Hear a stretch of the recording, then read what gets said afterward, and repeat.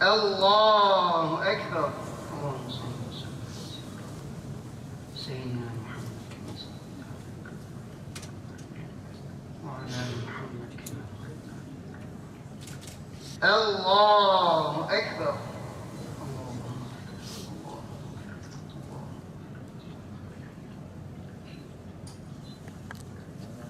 Allahu Ekber. Esselamu Aleyküm ve Rahmetullah. Esselamu Aleyküm ve Rahmetullah. Li-ervâhi men-Fâtiha.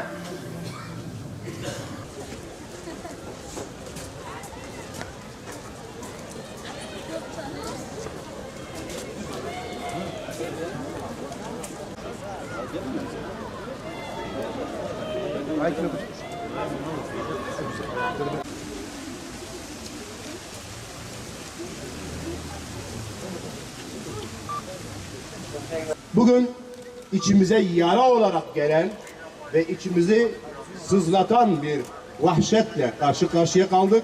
Bir İslam düşmanlığı, İslam'ın Müslümanların terörizmle özdeşleştirdiği bir düşünce kalıbı oluşturuldu ne yazık ki. Ve bugün Yeni Zelanda'dan gelen haber de ne yazık ki böyle bir İslamofobinin bir sonucu olarak oluştu.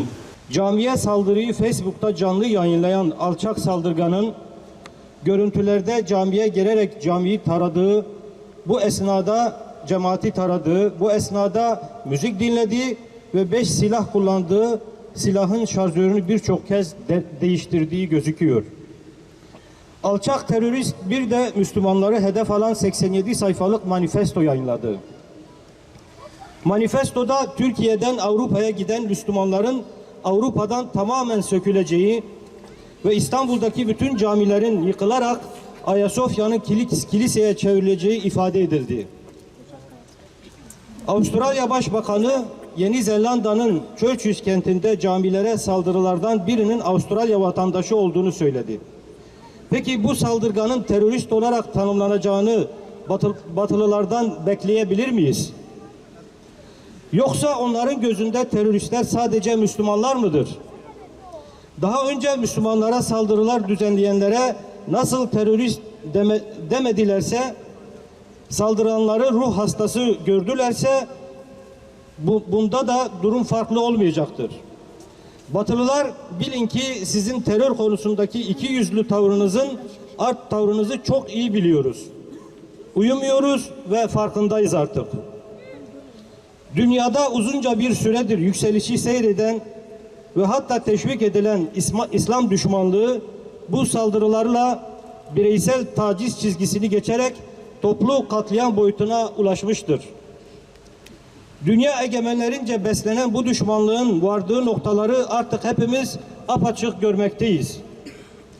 Bu acıların ümmetin birbiriyle uğraşıp gücünü tüketmesi körlüğünden uzaklaşmasına vesile olmasını diliyoruz. Bugün İslam ümmeti üzerinde oynanan satrancın ne boyutlara vardığının bilincinde olmamız ve zulme, tuğyana karşı dinamizmimizi korumamız kaçınılmazdır. Bu açıdan duyarlılığımızı korumalı ve güçlendirmeliyiz. Gevşeklik gösterirsek Allah'ın yardımını umamaz hale geliriz. Zira Allah'ın yardımı kendini olumlu yönde değiştiren toplumlar için söz konusudur. Şer güçler ittifak halinde İslam beldelerine saldırmaktadırlar. Eğer bizler bu saldırılara karşı yek vücut olup direnmezsek şeytanın hilesine boyun eğmiş oluruz. Biz Batman'daki Müslümanlar olarak Yeni Zelanda'da Nur Camii'nde ve orada ibadet etmekte olan Müslümanlara yapılan saldırıları şiddetle kınıyor, faillerini lanetliyoruz. Ya Rabbel Alemin ve Ya Erhamer Rahimin, bugün olduğu gibi dün Çanakkale'de ve bütün savaşlarda İslam için ruhunu şahit eden, ruhunu feda eden bütün şehitlerimizin şehadetini kabul eyle ya Rabbi. Bugün de sadece cuma namazını kılmak üzere camide toplanan Müslüman kardeşlerimize saldırarak şehit eden o kardeşlerimizin de şehadetini kabul eyle ya Rabbi.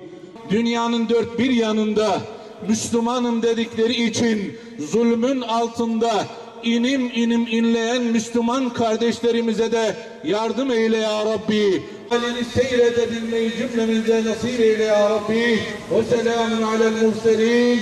Velhamdülillahi Rabbil alemin. Aziz şehitlerimizin ruhu için lillahi teala el Fatiha.